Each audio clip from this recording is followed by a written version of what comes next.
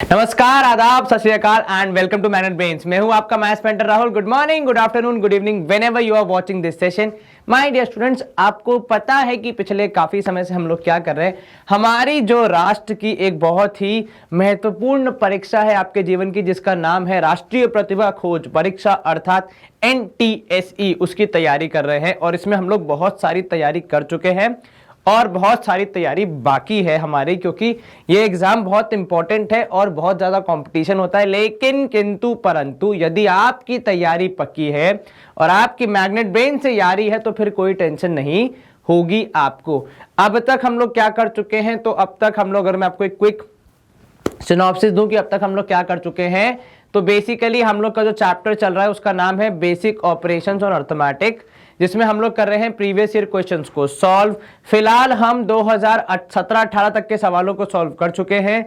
आज का हमारा सेशन इसी परंपरा, प्रतिष्ठा और अनुशासन को आगे बढ़ाएगा, मतलब और हम नीचे के ईयर्स की तरफ जाएंगे, मे बी 16-17 की तरफ जाएंगे। देखते हैं क्या क्वेश्चन आए थे, किस किस स्टेट में कैसे कैसे क्वेश्चन आए थे, और आपकी हम तैयारी करवाएंगे। आपको बस क्या करना है, हमारे साथ जुड़े रहना है, अच्छे से पढ़ाई करनी है और बहुत सारी मेहनत करनी है। चलिए, सबसे पहले हम स्टार्ट करें, उसके पहले एक छोटा सा पेन टेस्ट हो जाए, मतलब कि हमारा पेन सब काम कर रहा है या फिर नहीं। आपको यहाँ पे पेन चलता हुआ दिख गया होगा। चलिए, पहला सवाल, how many seconds will a 500 metre long train take to cross a man walking with a speed of 3 km per hour in the direction of the moving train if the speed of the train is 63 km per hour। देखो अब यहाँ पे सोचने वाली बातें क्या क्या है। सवाल आपने पढ़ा, आपने क्या देखा कि एक ट्रेन है जिसकी लंबाई किसकी है, कितनी है, 500 मीटर। कितनी लंबी है, 500 मीटर, ठीक है।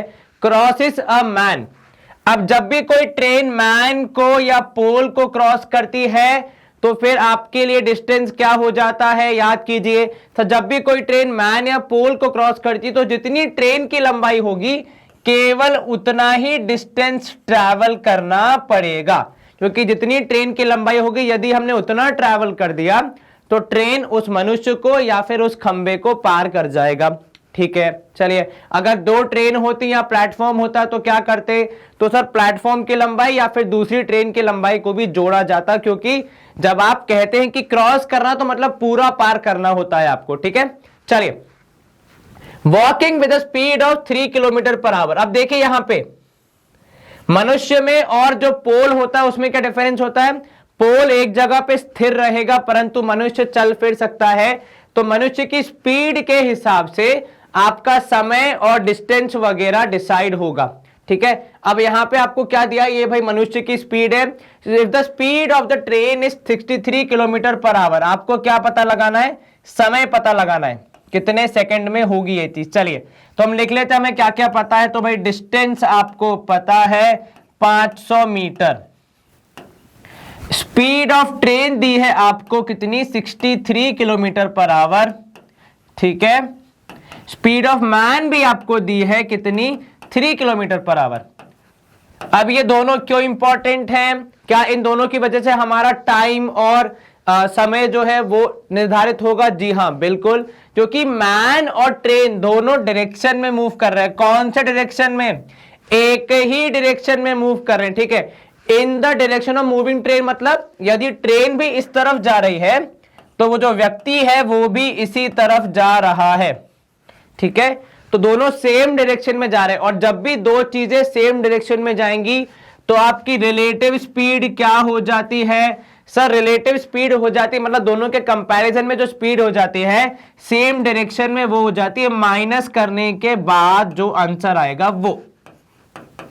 और हम माइनस क्यों करते, क्योंकि जब आप सेम डायरेक्शन में जाते हैं तो एक की मेहनत दूसरा अपनी स्पीड कवर करके काट देता है। ये आप ध्यान रखना हमेशा। कैसे भाई, देखिए, अगर ट्रेन 63 किलोमीटर प्रति आवर की स्पीड से आगे बढ़ रही है तो मनुष्य भी तो आगे बढ़ रहा है। तो अगर थोड़ी सी मेहनत ट्रेन कर रही है, मनुष्य आगे बढ़ के थोड़ी सी उसकी मुश्किलें बढ़ा दे रहा है। इसीलिए चोर पुलिस के खेल में चोर को पकड़ना मुश्किल होता है जब चोर आगे हो पुलिस पीछे हो। मतलब पुलिस आगे हो चोर पीछे तो कभी होता ही नहीं है, पर अगर अपोजिट डायरेक्शन में आ रहे हो तो फिर भी पकड़ना आसान है। पर अगर चोर आगे आप पीछे है तो जितनी पुलिस मेहनत कर रही है चोर भी उतनी ही मेहनत करके आगे निकल जा रहा है। वो वाली कहानी यहाँ पे। ठीक है, चलिए अब आपको स्पीड पता है, आपको डिस्टेंस पता है, लेकिन यहां पे ध्यान दीजिए, डिस्टेंस दिया है मीटर में, स्पीड दी है किलोमीटर पर आवर में। आप क्या करेंगे सर, हमें यहां पे रिलेटिव स्पीड को चेंज करना पड़ेगा इन मीटर पर सेकंड, क्योंकि आपका आंसर भी किसमें चाहिए, सेकंड्स में चाहिए। तो चेंज करो, उसको क्या करना पड़ता है चेंज करने के लिए सर, केवल 5/18 से मल्टीप्लाई। चलिए यहां पे हो जाएगा कितना सर, 320 जा हो जाएगा, यहां पे या फिर 610 जा और 6 जा, तो आपकी स्पीड हो जाएगी 50/3 मीटर प्रति सेकंड। ठीक है, चलिए आपको आपकी स्पीड मिल गई, आपको डिस्टेंस पता है, आपको क्या निकालना है, टाइम निकालना है। टाइम कैसे निकालेंगे सर, डिस्टेंस अपॉन स्पीड करके हम निकाल सकते हैं कितना टाइम लगेगा। इसको जब आप सॉल्व करेंगे आपको मिलेगा 500 इंटू 3 होल डिवाइड बाय 50, शून्य से शून्य कैंसल, 5 से 50 कैंसल तो 10, 10 इंटू 3 हो जाएगा 30 सेकेंड्स। क्या आपको यह समझ में आया, कहीं कोई शंका मन में नहीं सर? तो 30 सेकेंड में जो ट्रेन है वो मनुष्य को पार कर जाएगी। हालांकि देखो ट्रेन की स्पीड कितनी है, 63 है। इसको जब आप कैलकुलेट करोगे, देखा जाए अगर इस हिसाब से, तो 63 के हिसाब से अगर आप 5/18 से मल्टीप्लाई भी कर दो, ठीक है, कितना हो जाएगा ये सर, ये हो जाएगा 3 से करेंगे तो 21, ये हो जाएगा 3 6 जा 18, ठीक है, 5 1 जा 5, 5 2 जा कितना हो जाएगा 10, 105 6 सेकंड में। ठीक है, तो यहां पे अगर आप कैलकुलेट करें कि 30 सेकंड में कितना होगा, तो इंटू 5 करना पड़ेगा, तो यहां पे हो जाएगा 30 25, तो ये हो जाएगा, देखो अब यहीं पे आपको फर्क समझ में आ रहा है। अगर आप ट्रेन की ओरिजिनल स्पीड लेंगे तो उसके हिसाब से 30 सेकंड में 525 मीटर पार करेगी ट्रेन, परंतु किंतु जब आप यहां की कहानी देख रहे हैं इस सवाल के हिसाब से, तो वो भैया 30 सेकंड में 500 मीटर ही पार कर पाई है। ऐसा क्यों? क्योंकि इसका जो 25 मीटर जो कि नॉर्मल केस में हो जाता, वो अभी नहीं हो रहा है, क्योंकि जो मनुष्य है वो अपनी स्पीड से वो जो एक्स्ट्रा है उसको काट दे रहा है। इसीलिए यहां पे ज्यादा समय में कम डिस्टेंस ट्रैवल हो पा रहा है, क्योंकि मनुष्य चल के जो ट्रेन की मेहनत है उसे कम कर दे रहा है। क्या आपको यह समझ में आया? Yes sir. चलिए हम एक बार कंप्यूटर जी से आग्रह करते हैं, उनका जवाब क्या आ रहा है।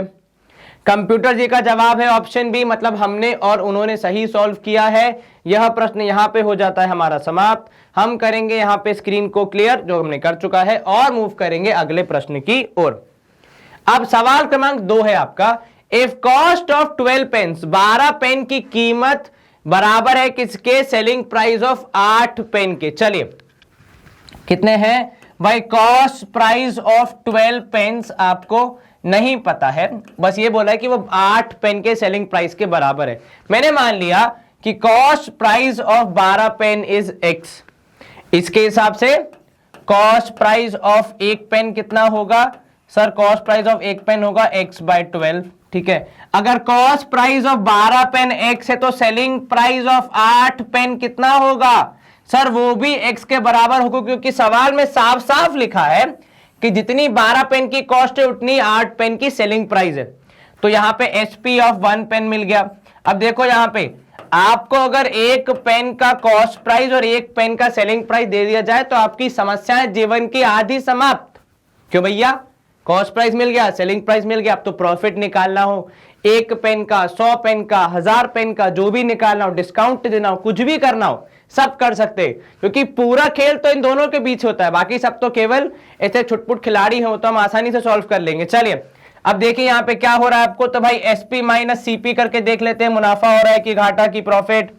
तो x/8 माइनस x/12 करेंगे, LCM आएगा 24, तो यहां इंटू 3, यहां इंटू 2, तो ये हो जाएगा 3x माइनस 2x, 8 दिया हो जाएगा 24, तो आपका आंसर आएगा x/24, जो कि पॉजिटिव वैल्यू है, जिसका मतलब साफ है कि आपको क्या हो रहा है, आपको हो रहा है प्रॉफिट। ठीक है, कितना, x/24, तो आपका प्रॉफिट है x/24, आपका कॉस्ट प्राइस था x/12, इसमें 100 मल्टीप्लाई करके आप प्रॉफिट का परसेंटेज निकाल सकते हैं। यस सर, चलिए निकालिए। तो सर यहाँ पे x से x कैंसिल, 12 और 24 कैंसिल, 2 जा, तो आपको कुल मिला के बचा ऊपर हाफ इंटू 100, नीचे कितना, नीचे तो दोनों कैंसिल हो गए, ऊपर 2 बच गया ना डिनोमिनेटर में, तो उसको आप कैसे लिखोगे, हाफ लिखोगे, हाफ इंटू 100 करोगे तो कितना आएगा, 50% आएगा। देखो जब दो फ्रैक्शन को आप डिवाइड कर रहे हैं तो फ्रैक्शंस में न्यूमरेटर से न्यूमरेटर, डिनोमिनेटर से डिनोमिनेटर कैंसिल हो जाता है, ठीक है। या फिर आप इसको ऐसे भी अगर लिखें तो ये हो जाएगा बेसिकली x/24 और यहां हो जाएगा 12/x। यही तो होता है, नीचे वाले फ्रैक्शन का क्या हो जाता है, रेसिप्रोकल हो जाता है, तो x कैंसिल, यहां पे आएगा 2 इंटू 100 है तो आपको आंसर मिलेगा 50%, ठीक है। पर यदि आपको तेज करनी है चीजें तो भाई जब दो फ्रैक्शन है डिवीजन में तो न्यूमरेटर से डिनोमिनेटर से कैंसिल हो जाता है, ठीक है। उल्टा नहीं होता, न्यूमरेटर डिनोमिनेटर से कैंसिल नहीं होता, वो तो मल्टीप्लाई हो जाते हैं। चलिए यहां पे आएगा ऑप्शन डी 50% हमारा आंसर। इसको करके मार्क हम कंप्यूटर जी से करेंगे, अनिरुद्ध की वेरीफाई कर दे। ऑप्शन डी कंप्यूटर जी के हिसाब से भी सही है, मतलब हमने इसको सही सॉल्व किया है। चलिए हम करेंगे यहां पे स्क्रीन को क्लियर। सवाल क्रमांक 3, द कंपाउंड इंटरेस्ट ऑन 1000 रुपए पे कंपाउंड इंटरेस्ट निकालना है आपको। कितने साल के लिए? 2 साल के लिए। रेट ऑफ इंटरेस्ट कितना है? 4% है, ठीक है। तो आपका प्रिंसिपल है 1000 रुपए, आपका टाइम है 2 साल, ठीक है। और रेट ऑफ इंटरेस्ट देखना क्या है, 4% पर एनम दिया है, ठीक है। The interest being compounded half yearly, ये देखो इन्होंने गुगली फेंक दी, मतलब अगर अब तक आप एकदम स्मूथ चल रहे थे, एकदम से प्लॉट में आ गया ट्विस्ट, और ट्विस्ट यह आया कि भाई साहब कंपाउंडेड क्या है, हाफ ईयरली है। तो इन दैट केस आपका टाइम कितना हो जाएगा सर? टाइम हो जाएगा 4 हाफ ईयर्स, ठीक है। और यहां हो जाएगा कितना? 4% पर एनम है, पूरे साल का है, तो हाफ ईयरली में क्या करना पड़ेगा आपको? डिवाइड करना पड़ेगा, तो 2% हो जाएगा ये, ठीक है। अब देखो यहां पे एक चीज जो आपको ध्यान रखनी है, ये कब आप कौन सा फॉर्मूला यूज कर रहे हैं उस पर डिपेंड करता है आप कौन सी वैल्यूज लगाएंगे। उदाहरण के तौर पे आपके पास एक फॉर्मूला ये है कि भाई amount equals to p into 1 + r/100 whole power n। ये सिंपल फॉर्मूला जो हम अक्सर यूज करते हैं, ठीक है। अब एक हमारे पास हाफ ईयरली वाले के लिए अलग से फॉर्मूला भी है, ठीक है, which is A = P into 1 + r/200 and power हो जाएगा कितना? 2n, ठीक है। इन दिस केस जो आपने यहां पे एडजस्टेड वैल्यूज निकाली है उसको यूज करके आप सॉल्व करेंगे, ठीक है। बट इन दिस केस आपने जो ओरिजिनल वैल्यूज दी थी सवाल में वही यूज करके अपना आंसर निकालना है। तो ये डिफरेंस आ जाता है, आप जो फॉर्मूला यूज करना चाहें, जो आपको समझ में आता है वो यूज करें, दोनों ही केसेस में आपका आंसर सेम आएगा। इसमें जो एडजस्टेड वैल्यू है वो यूज होती है, इसमें जो ओरिजिनल वैल्यू है वो यूज की जाती है, जो कि इन दी एंड एडजस्ट हो जाती है, ठीक है। तो ज्यादा कुछ फर्क नहीं, केवल एक आध स्टेप का फर्क है, बट लेकिन दोनों ही केस में आंसर आपका सही आएगा। आपको जो बेहतर समझ आता हो आप वो वाला प्रयास करें। मेरे को ये वाला ज्यादा आसान लगता है तो मैंने ये कर रहा हूं कि मैंने वैल्यूज तो एडजस्ट कर दी, बस मुझे पुट करना है। तो यहां पे ए हो जाएगा, पी की जगह आएगा 1000, यहां पे हो जाएगा 1 + 2/100 होल पावर कितना हो जाएगा? 4 हो जाएगा, ठीक है। चलिए अब यहां पे जब आप सॉल्व करेंगे आपको क्या मिलेगा? A = 1000 इंटू यहां पे जब आप लेंगे तो 102/100, ठीक है। ये कितने बार है? 4 बार है, क्योंकि आपने एलसीएम लेके पावर 4 है ना आपके पास, तो 102/100 ऐसे आप सॉल्व करते जाएंगे। तो 102/100 इंटू 102/100 इंटू 102/100, ठीक है। आप चाहें तो इसे कैंसिल भी कर सकते हैं, तो ये हो जाएगा 51 और नीचे आ जाएगा 50, ठीक है। उसके बिना भी अगर आप करते हैं तो भाई 0 से यहाँ पे 2 शून्य कैंसिल, 1 0 से 1 0 कैंसिल, तब भी आपको 102 की पावर 4 निकालना ही पड़ेगा, ठीक है। वो आप कैसे निकालेंगे भाई? वो तो आप वो वाला फॉर्म लगाएंगे तब भी निकालना पड़ेगा, तो चाहे कोई सा भी फॉर्मूला लगाएं थोड़ी बहुत मेहनत तो आपको करनी ही पड़ेगी। अब 102 का जो स्क्वायर है वो हम कैसे निकाल सकते हैं? तो उसको आप 100 + 2 के स्क्वायर के रूप में भी निकाल सकते हैं, ठीक है। कितना? 100 + 2 का स्क्वायर, तो 100 + 2 का स्क्वायर मतलब 10,000, क्योंकि 4 0 था जाएंगे, 1 4 हो जाएगा 2 का स्क्वायर, और 2AB, तो 2 2 यहां पे हो जाएगा 400, है ना। 2 × 100 हो जाएगा 200, इंटू 2 करोगे आएगा 400, तो ये जाएगा 10404, यहां पे भी आ जाएगा। और 10404 इस तरफ भी आ जाएगा नीचे। हालांकि डिवाइड बाय 1 2 3 4 5 जीरोस हैं तो हम डेसिमल तो लगाएंगे पर हमें मल्टीप्लाई तो करना ही पड़ेगा। तो 10404 इस तरफ है, आप चाहें तो लगभग 104 इंटू 104 कर लीजिए, क्योंकि देखो यहां पे क्या है, नीचे आपके डेसिमल है ना आपके पास लगाने के लिए, तो 2 जीरो से उठा लिए, 2 जीरो से उठा लिए तो कितना हो गया 104.04 हो गया। ठीक है, तो अगर आप 104 इंटू 104 करेंगे तब भी आपका लगभग उसके आसपास का आंसर आपको मालूम चल जाएगा। चलिए 104 का स्क्वायर हो जाएगा 10,000, ठीक है, 4 का स्क्वायर 16, उसके बाद फिर कितना हो जाएगा 4 2 जा 8 800, तो ये हो जाएगा 10816। और क्योंकि आपने ये दोनों यूज कर लिए वहां पे 10404 को आपने 104 बनाने के लिए यूज कर लिया, मतलब मैंने यूज कर लिए, बचेगा कितना, केवल एक बचेगा, तो 1081.6 मतलब 1000 का कितना हो गया, लगभग 1082 के आसपास हो जाएगा अप्रोक्सीमेटली। आपका ऑप्शन जो कि इसके करीब है, माइनस अगर आप इसमें से 1000 कर देंगे क्योंकि आपको केवल इंटरेस्ट पूछा है, तो 82 के आसपास 82 के आसपास वाला एक ही ऑप्शन है, ऑप्शन बी। बाकी सारे ऑप्शन बहुत बड़े बड़े हैं तो उनको हम मार्क नहीं करेंगे। तो इस तरीके से आप जब भी एग्जाम दे रहे हैं और आपको पूरा सॉल्व करने में समस्या है तो आप क्या करेंगे, आप वैल्यूज को थोड़ा सा अपने हिसाब से मैनिपुलेट कर लेंगे। जैसे यहां पे हमने क्या किया, हमें यहां पे मिला था, अगर मैं आपको एग्जैक्टली लिख के दिखाऊं तो हमें यहां पे मिला था कितना, 102 का स्क्वायर मिला था 10404। ठीक है, तो अब आपका सवाल जो था वो कुछ इस प्रकार हो गया था कि भाई 10404 इंटू 10404 और नीचे था 10 इंटू 100 मैंने इन दोनों 100 का यूज करके यहां पे एक डेसिमल लगा दिया, यहां पे एक डेसिमल लगा दिया, और यदि ऐसा है तो ये दोनों हो जाएंगे गायब। ठीक है, तो यहां पे आ गया 104 इंटू यहां पे आ गया 104 होल डिवाइड बाय 10 था, इनको मल्टीप्लाई किया आपने हमारा आंसर आया 1081.6, जिसको हमने 1082 लिख दिया और हमारा आंसर लगभग आ गया 82.43। ऐसे आसपास की वैल्यूज मिल रही हैं अगर आपको तो आप आसानी से मार्क कर सकते हैं, क्योंकि भाई 82 से थोड़ा ज्यादा ही होगा, क्योंकि हमने पीछे का 04 जो था वो छोड़ दिया, वो अगर हम लेते तो और अलग वैल्यूज आती, पर वो लेने में हमारा समय जाता, जो कि हमारे पास वैसे ही कम होता है एग्जाम में। चलिए, कंप्यूटर जी ने भी वेरीफाई कर दिया, ऑप्शन बी हमारा सही है। तो इस तरीके से आप ट्रिक्स का इस्तेमाल करके आसानी से अपनी कैलकुलेशन कर सकते हैं, परंतु आपको एक बात का ध्यान रखना है कि बहुत ज्यादा नहीं राउंड ऑफ कर देना है। कल को ये 10404 को आप 100 मत मान लेना, इतना ज्यादा राउंड ऑफ नहीं करना है, हल्का बहुत एक आध वैल्यू का ऊपर नीचे चलता है, उसके आप अपने आंसर के करीब आ रहे हैं उससे यदि आप, तो वो बहुत अच्छी बात है। चलिए यहां पे हम करेंगे स्क्रीन को क्लियर और मूव करेंगे हमारे क्वेश्चन नंबर 4 की तरफ, जो क्या बोल रहा है आपसे, बिहार में पूछा गया सवाल है कि भाई 70% जो विद्यार्थी हैं स्कूल में वो कौन है, बॉयज हैं, लड़के हैं, और नंबर ऑफ गर्ल्स दिया है 504। देखो यहां पे घुमाने कैसे प्रयास किया हमको कि बॉयज को दिया है परसेंटेज में और गर्ल्स की संख्या दी है एब्सोल्यूट नंबर से, मतलब कितनी संख्या में दिया है यहां पे, तो ये आपको घुमाने का प्रयास किया गया है, परंतु हम लोग घूमने वालों में से नहीं है। अब मान लो स्कूल में या तो बॉयज हैं या फिर गर्ल्स, ठीक है, जैसा कि अभी सवाल में दिया उससे तो यही समझ आ रहा है, तो बॉयज हैं या फिर गर्ल्स हैं।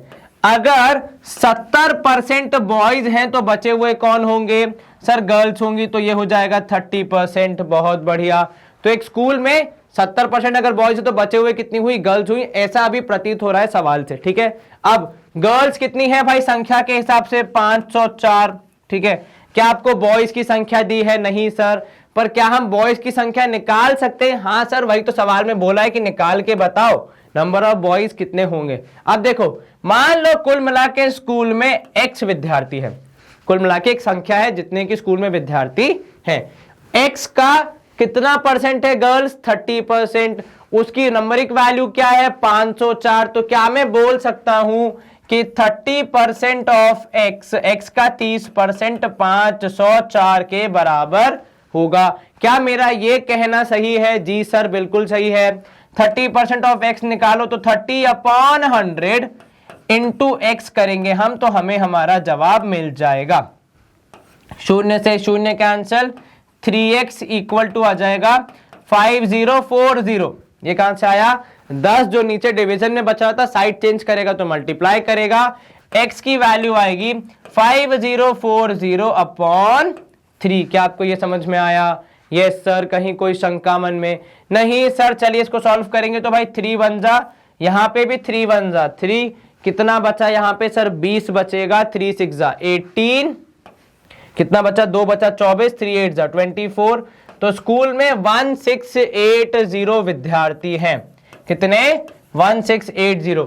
इसके कितने परसेंट बॉयज हैं? तो 70% बॉयज हैं। तो 1680 इंटू 70/100, शून्य से शून्य कैंसल, यहां पे भी शून्य से शून्य कैंसल।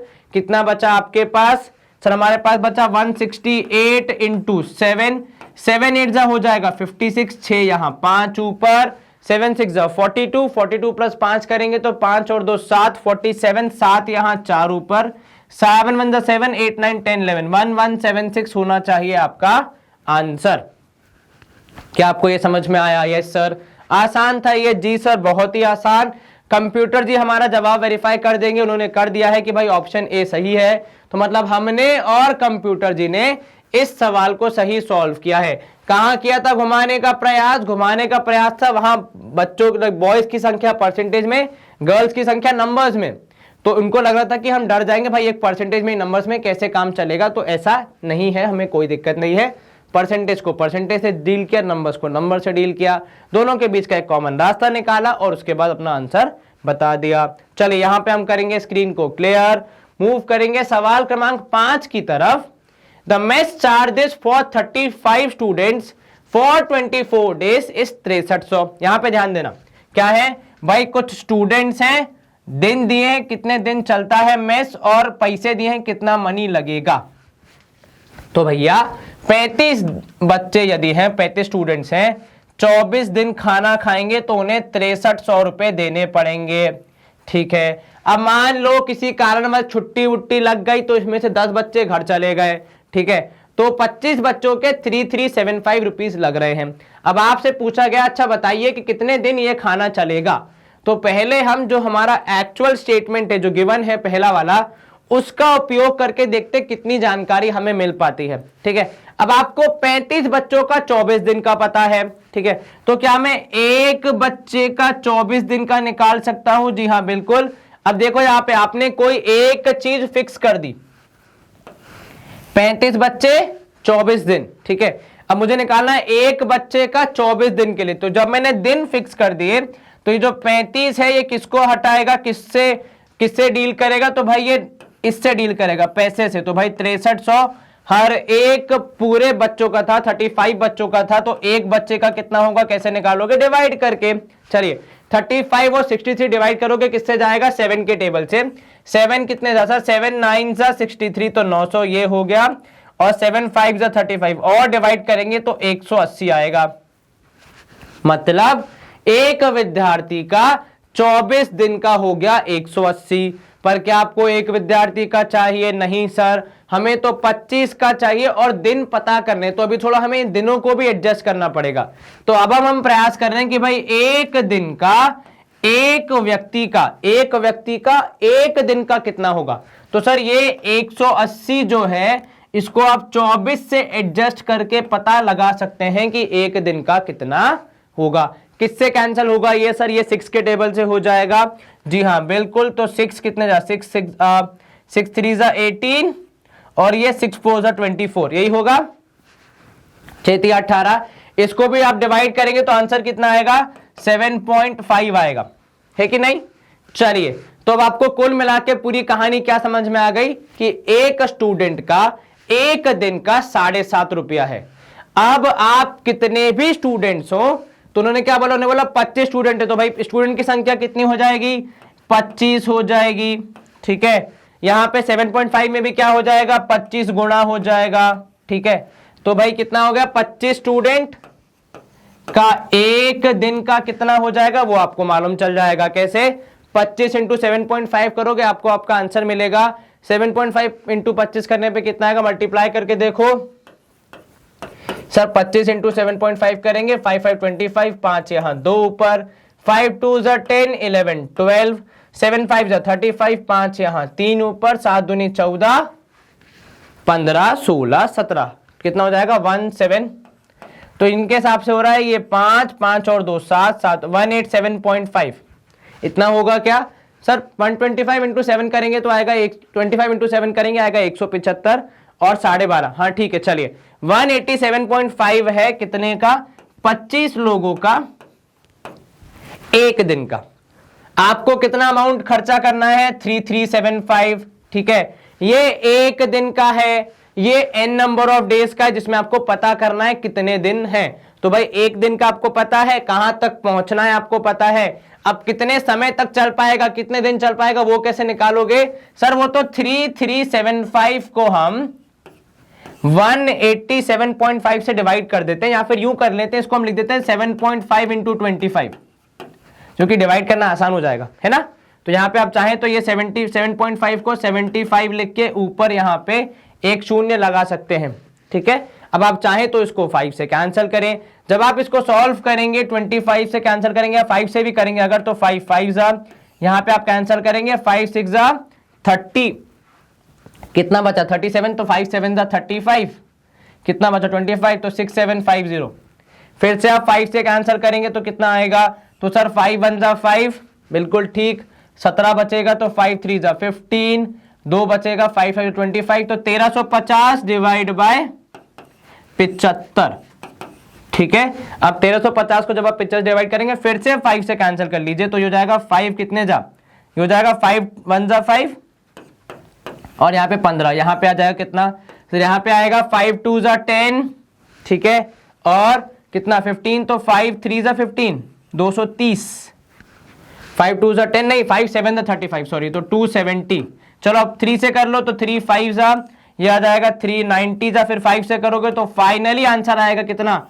18 दिन कुल मिला के आपका भोजन चलेगा। कितने दिन? 18 दिन तक आपको इतने बजट में आसानी से हो जाएगा। कितने दिन? 18 दिन। ये आपका फाइनल आंसर होना चाहिए। तो इस तरह के सवाल में हमेशा कैसे अप्रोच करना है? पहले कोशिश करो कि एक एक दिन का निकल जाए, एक दिन एक व्यक्ति। अगर आपके पास एक दिन एक व्यक्ति का ज्ञान आ गया, उसके बाद तो कितने भी व्यक्ति हो, कितने भी दिन हो, कितना भी पैसा हो, आप सब निकाल सकते हैं, कोई समस्या नहीं आएगी। चलिए, कंप्यूटर जी से आग्रह, कृपया हमारा जवाब कर दे वेरीफाई। उनके जवाब से आ रहा है, वेरीफाई करने पे आ रहा है ऑप्शन सी। हमारा भी ऑप्शन सी है। हरे रंग को हम अपने आगे बढ़ने का सिग्नल मानते हुए मूव करेंगे सवाल क्रमांक 6 की तरफ। क्या बोल रहा है आपसे कि भाई 7 ऑरेंज खरीदे गए 3 रुपए के। मान लो रेट चल रहा है मार्केट में कि भाई 7 ऑरेंज 3 रुपए के, ठीक है। तो भाई सीपी ऑफ 7 ऑरेंजेस कितनी है? सर 3 रुपए है, तो भाई 3 रुपए। अच्छा, तो सीपी ऑफ 1 ऑरेंज कितना होगा? सर बहुत आसान है, आप डिवाइड बाय इसको 1 कर देंगे, 7 कर देंगे, तो 3/7 हो गई 1 ऑरेंज की। अब आपको क्या कर रहे हैं आप? एट व्हाट रेट पर 100 खरीदे आपने, इस रेट पे है, पर आप बेच कितने रहे हैं भाई? 100 के हिसाब से, कि भाई 100 ऑरेंज बेचने हैं, ठीक है। तो आपको क्या करना पड़ेगा फिर? आपको उस हिसाब से सीपी ऑफ 100 ऑरेंज निकालना पड़ेगा ना, तभी तो आप मुनाफा और घाटा निकाल पाओगे। तो सीपी ऑफ 100 ऑरेंज हो जाएगा, 1 ऑरेंज की पता है आपको, 100 की निकालनी है, तो क्या करोगे सर? मल्टीप्लाई कर देंगे, तो ये हो जाएगा 300/7, ठीक है। अब आपको इस पे गेन कितना कमाना है? सर गेन कमाना है 33%, ठीक है। 33% लगभग हो जाता है 1/3, है कि नहीं? 33% कितना हो जाता है सर? लगभग हो जाता है 1/3। तो हमें बेसिकली कितना? 1/3 कमाना है मुनाफा, ठीक है। आपको कॉस्ट प्राइस पता है, मुनाफा कितना कमाना है वो पता है। अब आप क्या निकालेंगे? आप केवल पता लगाएंगे इसकी सेलिंग प्राइस। तो पहले हम देख लेते हैं प्रॉफिट कितना होगा। सब प्रॉफिट होगा हमारा यहाँ पे 1/3 ऑफ 300/7, तो मतलब कितना हो जाएगा? लगभग 100/7। तो ये हो जाएगा। अगर आप इसको जोड़ेंगे तो आपका सेलिंग प्राइस कितना आएगा? सर सेलिंग प्राइस होगा हमारा 300/7 प्लस 100/7, जिसको जोड़ेंगे तो आएगा लगभग 400/7। इसको जब आप सॉल्व करेंगे 7 5 35, कितना बचेगा? 5 7 7 49, तो 57 पॉइंट समथिंग आएगा। तो हमारा आंसर होगा 57। Sir why not 58? क्योंकि देखो एक बात आप समझिए, 1/3 जब आप बोलते हैं तो आप एग्जैक्टली 33% नहीं बोलते। 1/3 का मतलब होता है 33.33%। तो आप थोड़ा आगे ही बढ़ चुके हैं रिक्वायर्ड से। तो जब आप वहां पे आगे बढ़ चुके तो यहां पे थोड़ा पीछे आ जाइए, तो राउंड फिगर में आपने 57 कंसिडर कर लिया। क्या आपको ये समझ में आया? तो भाई एग्जैक्ट वैल्यूज तो हम ले नहीं रहे हैं कि हमने यहाँ पे डिवाइड करके एग्जैक्ट वैल्यू निकाली फिर उसका 33% काउंट किया, उसमें थोड़ा समय लगेगा। तो यहाँ पे हमने इसलिए बैलेंस करने के लिए क्या किया, 33% को 1/3 लेके हमने निकाल दिया कितना प्रॉफिट होगा। परंतु किंतु हमें यह भी ज्ञात है कि 1/3 एग्जैक्टली 33 के बराबर नहीं होता है, थोड़ा ज्यादा होता है। तो अगर वहां पे हम थोड़ा जितना रिक्वायर्ड था उससे ज्यादा आगे बढ़ गए तो जहां पे हमारे जवाब में हम जो रिक्वायर्ड था उससे थोड़ा पीछे आ गए, 57 पे अपना आंसर मार्क करेंगे। क्या आपको ये समझ में आया? यस सर, कहीं कोई शंका मन में नहीं सर, ये हो गया हमारा सवाल सॉल्व। हम एक बार करेंगे कंप्यूटर जी से आग्रह कि हमारा जवाब वेरीफाई कर दे। उनका उत्तर भी आ रहा है ऑप्शन डी, मतलब हमने और उन्होंने सही तरीके से सॉल्व किया है। हम करेंगे यहां पे स्क्रीन को क्लियर और मूव करेंगे अगले प्रश्न की ओर। सवाल क्रमांक 7, दो नंबर है जिनका रेशियो है 3:4, ठीक है। यदि उनमें से 5 आपने सब्ट्रैक्ट कर दिया तो रेशियो बन जाएगा 2:3। आपको दोनों में से जो स्मॉलेस्ट नंबर, जो छोटा नंबर है वो पता लगाना है, ठीक है। जो पहला रेशियो आपको दिया है वो है क्या, 3:4। मतलब यदि एक नंबर है 3x, दूसरा हो जाएगा 4x। और ये x क्यों लेते हैं हम, क्योंकि हमने कितनी बार पढ़ा है कि रेशियो अलग अलग वैल्यूज के हिसाब से अलग अलग हो सकता है, परंतु फाइनल आंसर तो यही आएगा। उदाहरण के तौर पे 3:4 का जब आप रेशियो निकालेंगे तो 3:4 आएगा, 6:8 का निकालेंगे तब भी 3:4 आएगा, 9:12 का निकालेंगे तब भी 3:4 आएगा, ठीक है। और 12:16 का निकालेंगे तब भी 3:4 आएगा। अब इनमें से कौन सी वैल्यू यहां पे फिट हो रही है वो आपको अभी पता नहीं है, ठीक है। चलिए, अब आपने दोनों में से 5 माइनस कर दिया तो यहां पे भी 3x - 5, यहां पे भी 4x - 5 फ्रॉम ईच, ठीक है। तो आपका रेशियो कितना हो गया, 2:3 हो गया अब आपका रेशियो, ठीक है। 5 माइनस करने के बाद रेशियो कितना हो गया, 2:3। अब आप क्या करेंगे, क्रॉस मल्टीप्लाई करके आसानी से इसको सॉल्व करेंगे।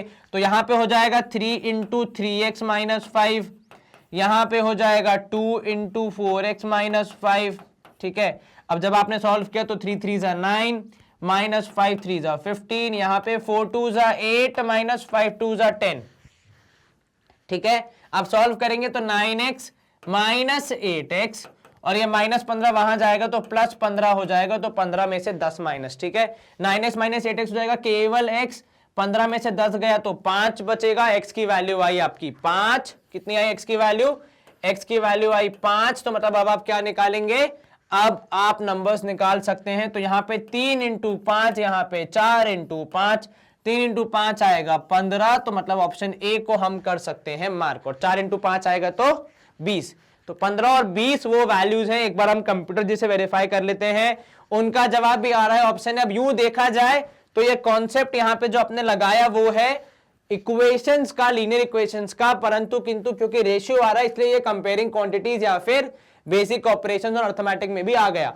तो कई बार ऐसा होगा एग्जाम में कि आपका एक ही क्वेश्चन 2-3 कॉन्सेप्ट से कनेक्टेड होगा, ठीक है। परंतु क्योंकि आप पूरी किताब पढ़ के आएंगे तो आपको कहीं भी कोई समस्या नहीं आनी चाहिए। चलिए, स्क्रीन क्लियर, हरा रंग हमें मिल गया था, हम बढ़ेंगे आगे। सवाल क्रमांक 8, some people complete a work in 20 days. कुछ लोग 20 दिन में काम पूरा करते हैं, ठीक है। कुछ लोग माने x लोग, ठीक है। काम कितने दिन में होता है, 20 दिन में, ठीक है। पूरा काम तो कितना, यहां पे वर्क आपने बोल दिया 1, ठीक है। अब if the number of people is double, अब जब आप लोग डबल कर देंगे तो 2x कर देंगे, काम तो उतना ही है तो फिर क्या कम हो जाएगा। सर जब आप व्यक्तियों की संख्या बढ़ा देंगे तो 10 दिन में काम हो जाएगा खत्म। क्यों भाई, भाई जो व्यक्ति 20 दिन में काम कर रहे थे, मान लो 5 लोग थे वो 20 दिन में कर रहे थे, अब आपने 5 की जगह 10 लोग कर दिए तो दिन कितने हो जाएंगे, 10 हो जाएंगे। बिकॉज व्यक्ति और समय अपोजिट चलते हैं, ज्यादा व्यक्ति कम समय, कम व्यक्ति ज्यादा समय। और यह बहुत बार देखते हैं हमारे जीवन में कि मान लो अगर आपने कुछ, फॉर एग्जाम्पल अगर आप एक पिज्जा खा रहे हैं, एक इंसान खा रहा है तो कितना टाइम लगेगा, मान लो 15 मिनट, 2 खा रहे हैं तो 10 मिनट में खत्म हो जाएगा, 3 खा रहे हैं तो 5 मिनट में हो जाएगा, और अगर गलती से 5-6 लोग आ गए तो भैया 1 ही मिनट में खत्म। ऐसे हाथ पड़ेगा, ऐसे गायब, दिखेगा ही नहीं कि कब आया कब गया। तो जब व्यक्ति बढ़ेंगे तो आपका जो काम करने का समय है वो कम हो जाएगा, तो इसलिए 10 दिन हो जाएगा। अब आप क्या बोल रहे हैं, और वर्क भी आधा कर दिया, पहले पूरा काम कर रहे थे तो एक, अब काम आधा कर दोगे तो इसको भी तो आधा करना पड़ेगा ना, दिनों को भी। क्यों भाई? क्योंकि लोग तो उतने ही यूज कर रहे हैं, आप काम आधा कर दोगे तो भाई दिन भी आधे हो जाएंगे। तो पहले 10 लग रहे थे, तो अब कितने लगेंगे? 5 लगेंगे। तो न तलवार न तीर, बिना किसी के उपयोग के, केवल सीधे सीधे सामान्य हमारे लॉजिक को यूज करके हमने सवाल को सॉल्व कर दिया। ठीक है, पहले कुछ लोग थे जो 20 दिन में काम कर रहे थे, आपने व्यक्तियों की संख्या दुगनी कर दी तो काम जल्दी हो जाएगा, आधे टाइम में हो जाएगा। ठीक है, उसके बाद आपने जब काम को आधा कर दिया तो दिन भी आधे हो जाएंगे। भाई पहले 10 लग रहे थे, अब केवल 5 ही लगेंगे और वही हमारा उत्तर होगा। चलिए, ऑप्शन ए कंप्यूटर जी ने भी वेरीफाई कर दिया, तो हमारा उत्तर और कंप्यूटर जी का उत्तर बिल्कुल मैच हो रहा है, सही है। हम यहां पे करेंगे अगले प्रश्न की ओर प्रस्थान अपनी इस रणभूमि को साफ करने के बाद। ठीक है, चलिए सवाल क्रमांक 9, 3A 4B और 6C तीनों आपस में बराबर हैं। ठीक है, 3A 4B और 6C तीनों आपस में बराबर हैं। आपको ABC का रेशियो बताना है। ठीक है, चलिए अब पहले हमें ABC की वैल्यू पता लगानी पड़ेगी। वो कैसे पता लगाएंगे? ऐसी कौन सी वैल्यू है जिसपे ये सारे सेटिस्फाई हो जाएंगे? तो उसके लिए आपको निकालना पड़ेगा 3, 4 और 6 का एलसीएम, क्योंकि आप ऐसी वैल्यू पता लगा रहे हैं जिसे आपने 3 में मल्टीप्लाई किया या 4 में मल्टीप्लाई किया या 6 में मल्टीप्लाई किया, बराबर हो जाएंगी। ठीक है, भले एबीसी की वैल्यू अलग अलग हो, पर आपको पहुंचना, आपका गंतव्य स्थान एक ही है। तो गंतव्य स्थान एक मतलब वो किस में होता है? एलसीएम में होता है कि गंतव्य स्थान एक हो जाए। चलिए, यहां पे आएगा 3 तो 1, यहां पे 4, यहां पे 2, यहां पे आएगा 2 तो यहां पे 1 2 1 2, तो यहां पे 1 1 1, तो ये जो आया 3 2 6 6 2 12, जो 12 है ये वह गंतव्य स्थान है जहां पे ये तीनों मिलेंगे। ठीक है, आपको ये समझ में आया कि तीनों का जो मंजिल है, जो गंतव्य स्थान है वो निश्चित है, सेम है। इसलिए हमने एलसीएम निकाल के वो गंतव्य स्थान पता लगाया जहां पे तीनों मिल सकते हैं। ठीक है, अब देखो ये हो गया हमारा। 3A में क्या मल्टीप्लाई करूं कि 12 आ जाएगा? तो सर अगर 3A 12 के बराबर है तो A की वैल्यू हो जाएगी 12/3 अर्थात 4। ठीक है, अगर 4 भी 12 के बराबर है तो B की वैल्यू हो जाएगी 3, है ना। और अगर 6C भी बराबर है 12 के तो C की वैल्यू हो जाएगी 2। तो आपने क्या किया? आपने कॉमन गंतव्य स्थान निकाला, उसके बाद A B C की वैल्यू पता लगा ली एकदम आसानी से। क्या आपको यह समझ में आया? Yes sir. तो A B C का रेशियो क्या होगा सर? 4:3:2 हो जाएगा A B C का रेशियो। अगर आप गंतव्य स्थान को और बड़ा करना चाहते हैं तो 24 कर दीजिए, 36 कर दीजिए, कोई बड़ी बात नहीं है। पर आप वहां पे चेंज करेंगे तो यहां पे भी बड़ी वैल्यूज आएंगी, लेकिन रेशियो हमेशा मोस्ट सिंप्लीफाइड होता है, सबसे ज्यादा सिंप्लीफाइड होता है। तो अगर कुछ कैंसिल हो रहा है तो आप कैंसिल करेंगे, बशर्ते कैंसिल तीनों में हो रहा हो। यहां पे ये मत करना कि ये 2 और 4 कैंसिल हो जाएगा, नहीं ना, ये अपराध है, ऐसा नहीं कर सकते आप। यदि तीनों में कैंसिल हो रहा है तो ही आप कैंसिल कर सकते हैं, अदरवाइज नहीं कर सकते यदि 3 वैल्यूज रेशियो में है तो। चलिए ऑप्शन डी हो गया यहां पे 4:3:2। कंप्यूटर जी से एक बार हमने वेरीफाई कर लिया, उनका जवाब भी आ रहा है 4:3:2, मतलब हमने सवाल को सही सॉल्व किया है। चलिए इसी के साथ हम करेंगे स्क्रीन को क्लियर और मूव करेंगे सवाल क्रमांक 10 की तरफ। आसान सवाल छत्तीसगढ़ में पूछा गया है। क्या बोल रहा है आपसे? 8/40 परसेंटेज में किसके बराबर है? अच्छा, 8/40 फ्रैक्शन है, इसको परसेंटेज में कन्वर्ट करने के लिए क्या करना पड़ेगा? उदाहरण के तौर पे या फिर किसी भी वैल्यू को परसेंटेज में कन्वर्ट करने के लिए क्या करना पड़ता है सर? इंटू 100 करना पड़ता है। तो यहां पे भी इंटू 100 करेंगे हम, तो ये 8 1 जा 8 5 जा 5, यहां पे हो जाएगा 20, आपका जवाब हो जाएगा 20%।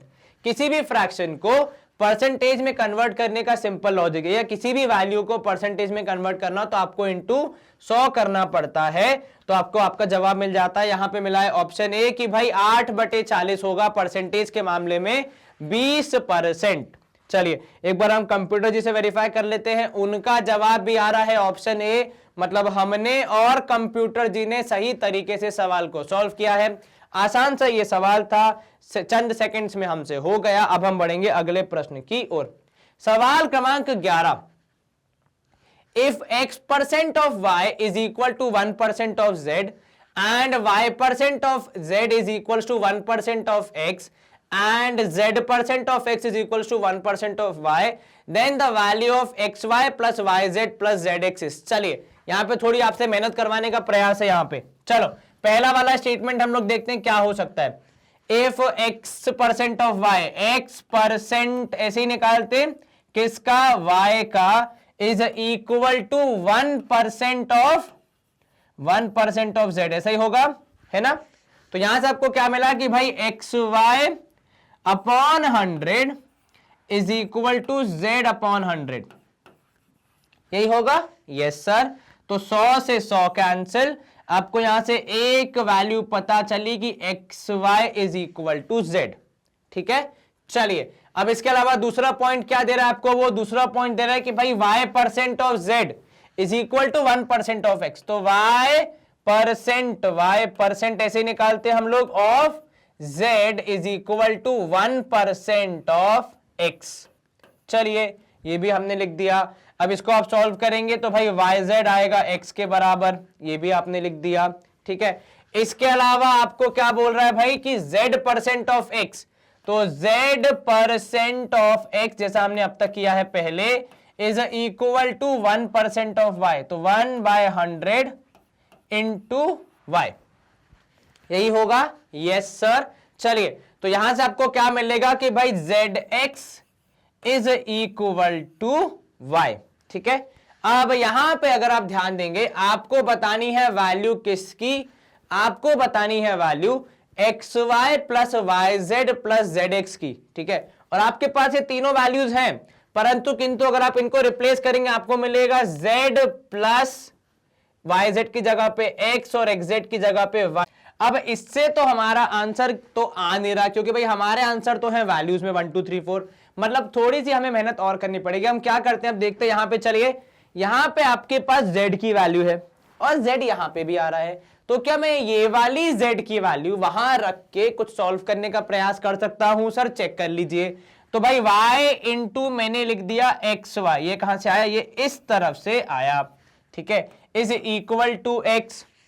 अब यहां पे ये तीनों मल्टीप्लीकेशन में, वहां पे वो अकेली वैल्यू है तो कैंसिल हो सकता है। y इंटू वाई करने पे आपको मिलेगा y स्क्वायर, जो कि हो जाएगा 1 के बराबर। तो y की वैल्यू आपके लिए हो जाएगी भाई 1 का स्क्वायर इज 1, तो यहां पे हो जाएगी y की वैल्यू 1। इसी तरीके से आपको x की वैल्यू कितनी मिलेगी, जब आप इसको वहां रिप्लेस करेंगे तो यहां से भी आपको मिलेगी भाई x की वैल्यू 1 और z की वैल्यू भी 1।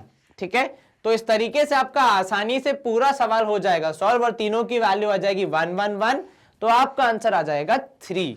अगर आप इसको जांच करना चाहे तो देख लीजिए, आपने रखा x की जगह पे yz, तो z into y into z है ना, x की जगह आपने क्या रख दिया, yz रख दिया, तो y से y कैंसल, आपको मिलेगा z स्क्वायर इक्वल टू 1, तो z की वैल्यू हो जाएगी 1। इसी तरह यहां पे जब आप z की वैल्यू 1 रखेंगे, y की वैल्यू 1 रखेंगे, तो x की वैल्यू भी कितनी बचेगी, 1 बचेगी। 1 प्लस 1 प्लस 1 हो जाएगा किसके बराबर, 3 के बराबर। तो आपका आंसर होगा ऑप्शन सी, जैसा कि मैंने पहले कहा।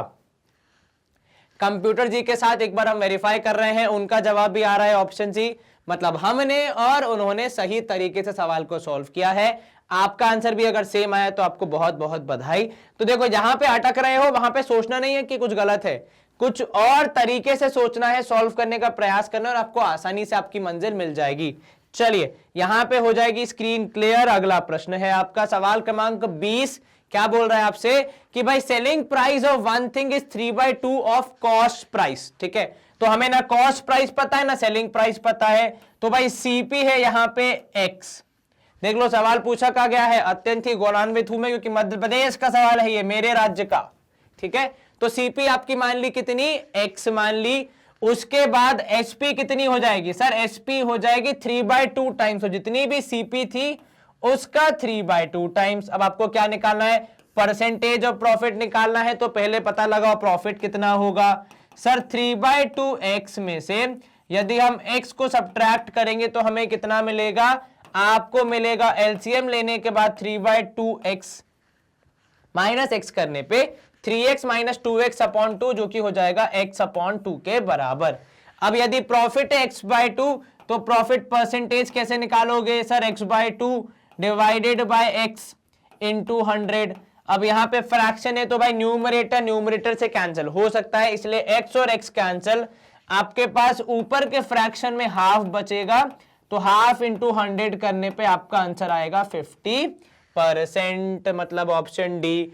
क्या आपको ये समझ में आया? Yes sir. क्या ये सवाल आसान था? जी हाँ सर, बिल्कुल। मध्य प्रदेश का ये सवाल हमने कर दिया सॉल्व। स्क्रीन करेंगे हम क्लियर। एक बार आंसर वेरीफाई भी कर लेते हैं। ऑप्शन डी 50 सही है। तो हमारे ही राज्य का सवाल हमारे ही राज्य में हमने सॉल्व कर लिया है। हमें बहुत ही खुशी है इस बात की। सवाल क्रमांक 13, ये भी हमारे यहाँ पूछा गया था। देखो अच्छे अच्छे क्वेश्चन पूछे जाते हैं हमारे स्टेट में। चलो, मध्य प्रदेश के बच्चों feel proud. Same for every state, her state का बच्चा प्राउड फील करे, हर इस देश का हर बच्चा प्राउड फील करे अगर आप इस एग्जाम की तैयारी कर रहे हैं तो। भाई बहुत इंपॉर्टेंट एग्जाम है जीवन का ये। A sold a bicycle to B on 20% profit. ठीक है, ए ने बी को बाइसाइकिल बेची 20% प्रॉफिट पे, बहुत बढ़िया। बी ने वही साइकिल बेच दी सी को लेकिन 25% प्रॉफिट पे, बहुत बढ़िया। बी बाबू 20% में खरीदे थे और 25 में बेच दिए, मतलब ज्यादा कमा रहे हैं, बहुत बढ़िया। इफ सी पेड 225, अगर सी महाशय ने 225 रुपए दिए हैं तो आपको बताना है भाई ए को कितने में पड़ी थी। तो भाई जो सी के लिए कॉस्ट प्राइस है, सी का कॉस्ट प्राइस, वो बी के लिए क्या है सर? वो बी के लिए है सेलिंग प्राइस। तो मतलब सेलिंग प्राइस कितना था? 225। ठीक है, ये कैसे आया सर? जो भी बी का कॉस्ट प्राइस था उसमें उन महाशय ने 25% प्रॉफिट जोड़ के 225 में बेचा है। चलिए देख लेते हैं 25% प्रॉफिट कितना होगा। तो भाई x plus 25% of x should be equal to 225। यहां पे जब आप सॉल्व करेंगे ये हो जाएगा 1/4, तो x plus x/4 is equal to 225। आप इसको सॉल्व करेंगे तो 4x plus x/4 is equal to 225। आपको जवाब मिलेगा 5x/4 इज इक्वल टू 225। ये 4 होगा मल्टीप्लाई, 5 करेगा डिवाइड, तो आपको वैल्यू क्या मिलेगी? आपको वैल्यू मिलेगी x इक्वल टू 225 इंटू 4/5। ठीक है, अब x इक्वल टू 5 1 जा 5, यहां पे 5 4 जा 20 और 5 5 जा 25 है ना।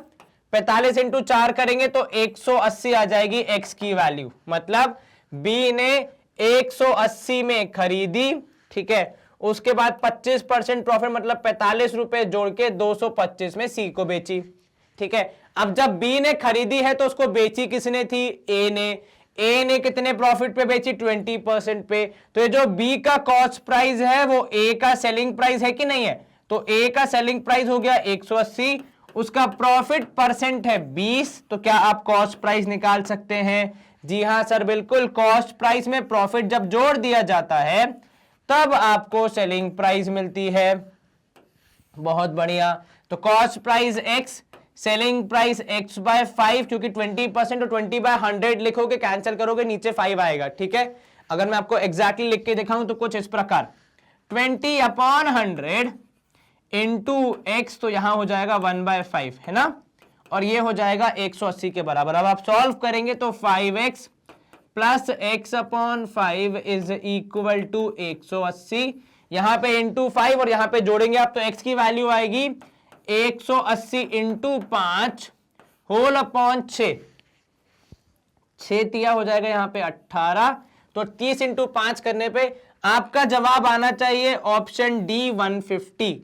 क्या आपको यह समझ में आया? Yes sir. कहीं कोई शंका मन में? नहीं सर, ऑप्शन डी 150 सही है, ऐसा हमें प्रतीत हो रहा है। एक बार हम कंप्यूटर जी से पूछ लेते हैं उनका जवाब क्या आ रहा है। उनका जवाब भी आ रहा है ऑप्शन डी, मतलब हमारे जवाब को उन्होंने वेरीफाई कर दिया। बहुत बहुत धन्यवाद कंप्यूटर जी, ऑप्शन डी हम मार्क करके आए थे। हमारा स्क्रीन हो जाएगी क्लियर। यहाँ पे सवाल क्रमांक 13 खत्म। सवाल क्रमांक 14 पाई चार्ट का क्वेश्चन है। पहली बार मैं पाई चार्ट देख रहा हूं अभी तक के पूरे क्वेश्चंस में, तो एक यूनिक क्वेश्चन आ रहा है। कौन से राज्य से? मध्य प्रदेश, हमारा स्टेट है भाई। The marks scored by student, मतलब मैं कोई पक्षपात नहीं कर रहा हूं, सारे स्टेट अच्छे होते हैं, लेकिन अपने स्टेट से अपने घर से एक लगाव तो होता ही है ना भाई सबको। चलो, the marks scored by a student on an examination of 600 marks. ठीक है, कितने मार्क्स का था एग्जाम? 600 नंबर का था, अलग अलग सब्जेक्ट का मिला के, जिसमें उनको कुछ इस तरीके से बताया कि 600 नंबर कहां कहां उनको किस किस सब्जेक्ट में कितने मिले। ठीक है, परंतु वो परसेंटेज नहीं है, डिग्री है, ठीक है, क्योंकि वो 600 मार्क्स को अपने पाई चार्ट का रूप दे दिया। ये डिफरेंस समझना आप, शोन इन द फिगर, ठीक है।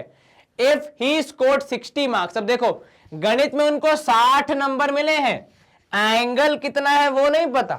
गणित में नंबर कितने मिले, 60। नंबर और एंगल बड़ा होगा ऐसा कहीं नहीं लिखा है, क्योंकि नंबर है 600, ठीक है, कुल मिला के, और इनका टोटल करोगे तो आपको मिलेगा 360। तो आपने बेसिकली 600 को 360 में एडजस्ट कर दिया है। तो इस बात का ध्यान रखना है आपको हमेशा, ठीक है, कि किस तरीके से एडजस्टमेंट किया गया होगा। तो मतलब सारी वैल्यू जो है दिखेंगी वो एग्जैक्ट नहीं है कि उतने ही मार्क्स आए होंगे। चलो अब अगर हम यहां पे निकालना चाहें, आपको बेसिकली पूछा क्या, find the percentage of marks that scored in the examination, exam में कितने परसेंट मार्क्स उन्हें मिले वो आपको बताना है। चलिए अब यहां पे देखिए आप, 60 आपके गणित में मार्क्स हैं, ठीक है। अब हम गणित का एंगल पता लगाते हैं, कितना होगा सर, ये पूर्णतः एंगल होगा 360। कितना होगा पूर्णतः एंगल, 360 डिग्री, ठीक है, जिसमें से उनका बाकी सारे एंगल तो आपको पता है, केवल गणित का ही नहीं पता है। तो बाकी सारों को जब आप माइनस करते जाएंगे तो आपको गणित का एंगल मिल जाएगा। आप मेरी बात समझ रहे हैं? तो भाई यहां पे 50 50 100 और ये 50 तो हो जाएगा 155, माइनस कर दो सीधे सीधे, कितना हो जाएगा सर, यहां पे आ जाएगा 6 की जगह 5, 10 में से 5 गया 5 बचेगा, 5 में से 5 गया 0 बचेगा, 3 में से 1 गया तो 2 बचेगा, है ना, 205। चलिए अब यहां पे 205 में से 70 और ये 70 हो जाएगा 140 और 5 वो तो 145 ये ले गए। तो भाई यहां पे आ जाएगा 0, यहां पे 20 में से 14 गए तो कितना बचेगा, 60 बचेगा। कितना बचेगा, 60 डिग्री, ठीक है। तो यहां पे आपका जो एंगल है मैथ्स का वो 60 डिग्री के बराबर है। अब देखो यहां पे गणित में नंबर 60 तो एंगल 60, इसका मतलब क्या मैं बोल सकता हूं कि यहां पे कोइंसिडेंटली केवल इस पर्टिकुलर केस में एंगल की वैल्यू और मार्क्स बराबर हैं, तभी तो इस तरीके से पूरा बंटवारा हो रहा है, ठीक है। तो भाई एंगल की वैल्यू और मार्क्स बराबर है तभी तो इस तरीके से हो रहा है यहां पे। तो अब हम क्या करेंगे, अब हम बताएंगे सारे सब्जेक्ट के मार्क्स। तो भाई मैथ्स में आए आपके 60 नंबर, ठीक है।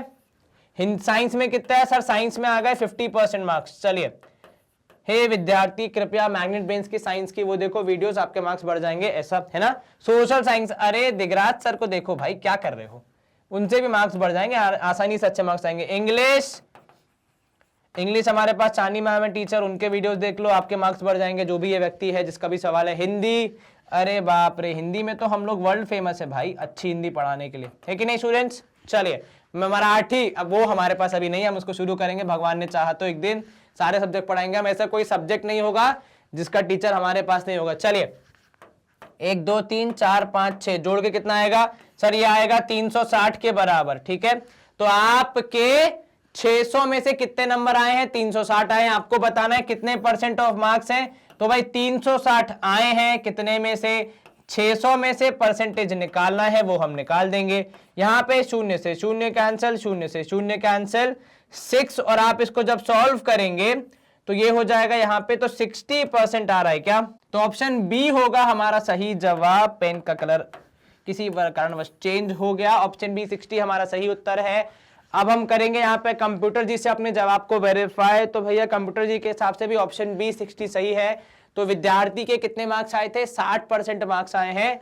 प्रभु आप जो भी हैं जिनका भी ये सवाल है उनसे निवेदन है कृपया करके इन सारे सब्जेक्ट्स के वीडियोस हमारे पास हैं, उन्हें देखिए और आपके मार्क्स भी इंप्रूव हो जाएंगे जैसे हमारे इतने सारे बच्चों के हुए हैं, है कि नहीं। चलिए स्क्रीन करेंगे हम यहाँ पे क्लियर, मूव करेंगे सवाल क्रमांक 15 की तरफ, जो क्या बोल रहा है आपसे कि 20 गुआवा, गुआवा मतलब क्या, अमरूद होता है ना, हाँ। तो 20 अमरूद और 5 एप्पल्स, 20 गुआवास एंड 5 एप्पल्स, ठीक है। तो 20 जी लिख रहा हूं मैं, प्लस लिख रहा हूं 5a, ठीक है। तो 20 गुआवास और 5 एप्पल को का क्या cost is same as that of 12 guavas plus कितने 7 एप्पल्स। तो 12 गुआवास और 7 एप्पल्स के बराबर है, ठीक है। अब आपको बताना है कि भाई एप्पल्स और गुआवा की कॉस्ट में क्या कनेक्शन है, ठीक है। इसी को इक्वेशन को सॉल्व करते हैं, हो सकता है हमें हमारा जवाब मिल जाए। चलिए तो ये जो 12 है वो इस तरफ आ जाएगा और जो 5a है वो उस तरफ चले जाएगा, क्योंकि भाई जितनी जानकारी है उतना ही सवाल हम सॉल्व कर पाएंगे। 20 में से 12 गया तो कितना आएगा 8 गुआवास इज इक्वल्स टू 60 में से 5 गया तो 2 एप्पल्स। ठीक है, तो अगर आप ऐसे कंपेयर करें तो भाई 4 गुआवास होंगे 1 एप्पल के बराबर। मैंने दोनों को डिवाइड बाय 2 कर दिया। ठीक है, तो 8 गुआवास के हो गए 4, डिवाइड बाय 2 करने पे 2 एप्पल का हो गया 1 एप्पल। मतलब जितना दाम 1 एप्पल का है उतने में कितने गुआवास आ रहे हैं 4 गुआवास आ रहे हैं। तो मतलब एप्पल की प्राइस गुआवा के कंपैरिजन में कितनी हो जाएगी 4 टाइम्स, 4 गुना। क्योंकि अगर 1 एप्पल 20 रुपए का है तो उतने में 20 रुपए में 4 गुआवास आ रहे हैं। तो गुआवास की प्राइस कितनी हो गई 5 रुपए मान लो, तो वहां पे कितना होगा 4 गुना मतलब 20 रुपए। कितने टाइम्स 4 टाइम्स है। क्या आपको यह समझ में आया? इजी था? यस सर, काफी इजी सवाल, उतना ही इजी जवाब। एक बार कंप्यूटर जी से वेरीफाई कर लेते हैं। उनका जवाब भी आ रहा है ऑप्शन सी, हरे रंग का, मतलब हमारे लिए अगले प्रश्न की ओर प्रस्थान करने का सिग्नल। हम करेंगे सवाल क्रमांक 16 की ओर प्रस्थान, जहां पे आपको बोला गया है कि भाई A:B, मतलब गणित की भाषा में सिंपल में लिखें तो A/B है 3/5। ठीक है, और A/C है कितना 5/7, है ना। अब हमें क्या चाहिए, हमें B और C तक जाना है। तो हम क्या करेंगे, हम A की वैल्यू पता लगा लेते हैं। यहां से आपको A की वैल्यू मिलेगी कितनी 3/5 और ये B आ जाएगा इधर। ठीक है, और यहां से आपको मिलेगा A/C, मतलब कितना हो जाएगा A=5/7C, यदि मैं गलत नहीं हूं तो, है ना। क्या किया आपने ये किया कि A की वैल्यू निकाली इस वाले से और A की वैल्यू निकाली इस वाले कनेक्शन से, क्योंकि दोनों A की वैल्यू से दोनों आपस में बराबर होंगी। तो आपको मिलेगा यहां पे 3B/5 is equal to 5C/7। आपको चाहिए क्या सर, हमें चाहिए B/C, तभी तो हम B-C और B+C पे पहुंच पाएंगे। ठीक है, अब B/C अगर आपको करना है तो यहां पे आपको पहली बात तो इनको लेके जाना पड़ेगा ऊपर, तो ये हो जाएगा 25C। ठीक है, और होल डिवाइड बाय 7, तो ये जो 7 है ये इस तरफ आ जाएगा, 7 तिया हो जाएगा 21, तो 21B = 25C। यहां से आपको क्या सारांश मिलता है, क्या कनेक्शन मिलता है आपको कि भाई B और C में कनेक्शन कैसा है। तो सर जब C जाएगा नीचे तो 25 ऊपर ही रहेगा, और उधर B के बाजू वाला 21 है वो मल्टीप्लीकेशन में साइड चेंज करेगा तो डिवीजन। तो आपको B/C का रेशियो मिल गया 25/21। इसके बाद आप चाहें तो कंपोनेंडो डिविडेंडो लगा के डायरेक्टली अपना आंसर निकाल सकते हैं, जिसमें आप में एक बार ऊपर माइनस करना है और नीचे प्लस करना है, और जो आप इस तरफ करेंगे वही आप उस तरफ भी करेंगे। तो B-C जब आप करेंगे आपको मिलेगा 25-21, और B+C जब आप करेंगे आपको मिलेगा 25+21। तो B-C और B+C करने पे 25-21 करने पे यहां मिलेगा 4। ठीक है, और नीचे आपको मिलेगा 25+21, जिसको मैं अभी सही से लिख देता हूं, तो वो हो जाएगा 46, 46। 4 और 46 कैंसिल होंगे क्या सर? कैंसिल तो हो सकते हैं 2 से, लेकिन हमारे ऑप्शन में दिया हुआ है 4 और 46, तो हम कैंसिल करने का प्रयास नहीं करेंगे। तो हमारा उत्तर क्या आएगा 4:46, जिसे आप कैंसिल कर सकते हैं, पर क्योंकि ऑप्शन में नहीं दिया तो फिर आपके पास करने की आपको उसकी कोई आवश्यकता नहीं है। चलिए यहां पे हम करेंगे स्क्रीन को क्लियर। उसको करने से पहले एक बार कंप्यूटर जी से जवाब वेरीफाई कर लेते हैं। कंप्यूटर जी का जवाब भी आ रहा है ऑप्शन ए, मतलब हमने सही सवाल सॉल्व किया है। कंप्यूटर जी ने वेरीफाई भी कर दिया है, जो कि हमारे लिए हर बार होता है अगले प्रश्न की ओर जाने का सिग्नल। चलिए सवाल क्रमांक 17। First half of a distance between two place is covered by a car at the speed of 40 km/h। ठीक है, तो आपने एक हिस्सा फर्स्ट हाफ कितनी स्पीड पे किया 40 km/h पे। ठीक है, दूसरा हिस्सा आपने कितने में किया तो भाई 80 km/h पे। ठीक है, अब आपको बताना है कि एवरेज स्पीड क्या होगी। सर अब जैसे यहां पे आपका जनरली दिमाग क्या चलता है, सर 40 80 एवरेज बताना है, बीच की वैल्यू 60, ऑप्शन ही नहीं है। फिर तो आपका ये जो लॉजिक चल रहा है कि 40 और 80 है, बीच की वैल्यू आ जाएगी 60, तो मतलब इसमें कुछ गड़बड़ है। 40 और 80 बीच की वैल्यू 60, ऐसा नहीं होगा हर बार। ठीक है, क्योंकि देखो जब आप 40 की स्पीड पे चलोगे तो आप डिस्टेंस कितना ट्रैवल करोगे, टाइम कितना लगेगा वो अलग हो जाएगा। जब आप 80 की स्पीड पे ट्रैवल करोगे तो टाइम कितना लगेगा वो अलग हो जाएगा। आपको एवरेज स्पीड का फॉर्मूला लगा है पता है क्या सर? एवरेज स्पीड का फॉर्मूला होता है total distance upon total time. ठीक है, क्या बोला मैंने? Total distance upon total time, ये होता है आपका एवरेज स्पीड का फॉर्मूला। अब आपको यहां पे ये थोड़ी पता है कि कितना डिस्टेंस था और कितना समय लगा। मान लो आपको आपकी स्पीड दी है, कितनी सर स्पीड दी है? 2, तो मैं लिख रहा हूं S1 यहां पे। ठीक है, तो आपका S1 कितना हो जाएगा? 40 किलोमीटर पर आवर। ठीक है, आप टाइम को मान लो T1 जो कि है x। ठीक है, और डिस्टेंस कितना हो जाएगा sir? Distance in this case हो जाएगा 40 इंटू एक्स, जो कि distance equal to speed into time हो जाता है। ठीक है, इसके बाद जब आप दूसरा देखते हैं तो भाई S2 हो जाएगा 80। ठीक है, उसके बाद उसका टाइम कितना हो जाएगा? वो हो जाएगा y। ठीक है, एंड टाइम को हम यहां पे लिख देते हैं, स्पीड के साथ टाइम लिख देते हैं, T2 कितना? y। तो आपका डिस्टेंस कितना हो जाएगा सर? यहां पे डिस्टेंस हो जाएगा 80y। ठीक है, अब क्या हम इसको सॉल्व करके देखें हमारा आंसर क्या आ रहा है? तो भाई 40x, ठीक है, plus 80y whole divide by कितना? x प्लस y, ऐसा कुछ होना चाहिए क्या? है ना, ये आएगा हमारा आंसर। अब अगर ये हमारा आंसर है तो हमारे ऑप्शन में तो ये आंसर दिख ही नहीं रहा, मतलब हमने यहां पे कुछ मिसिंग है। अब हम क्या शुरू करेंगे, कैसे हम इसको सॉल्व करेंगे? कोई हमारे पास लिंक होना चाहिए ना जहां से हम इसको सॉल्व कर पाएंगे, क्योंकि यहां पे देखो 2 वैल्यूज हैं x और y। आपको क्या करना है? किसी एक वेरिएबल को गायब करना पड़ेगा। वो हम कैसे करेंगे? तो आपके पास एक बहुत ही महत्वपूर्ण जानकारी है, ये क्या? फर्स्ट हाफ और सेकेंड हाफ। इसका मतलब क्या होता है कि पूरी जो आपकी जर्नी है, पूरी जो आपकी ए से बी जाने का जो रास्ता है, उसको 2 भागों में बांटा गया है और दोनों भाग एक दूसरे के बराबर हैं। दोनों भाग एक दूसरे के बराबर हैं, क्योंकि भाई साहब आपने बोला कि पहली पार्ट ऑफ द जर्नी इतने में, दूसरे पार्ट ऑफ द जर्नी इतने में। तो मतलब 40x जो कि आपका पहले भाग का डिस्टेंस है, वो बराबर होगा 80y के, जो कि दूसरे भाग का डिस्टेंस है। दोनों भागों का आपको डिस्टेंस मालूम है, और क्योंकि दोनों भाग एक दूसरे के बराबर हैं, फर्स्ट हाफ सेकंड हाफ का मतलब क्या होता है?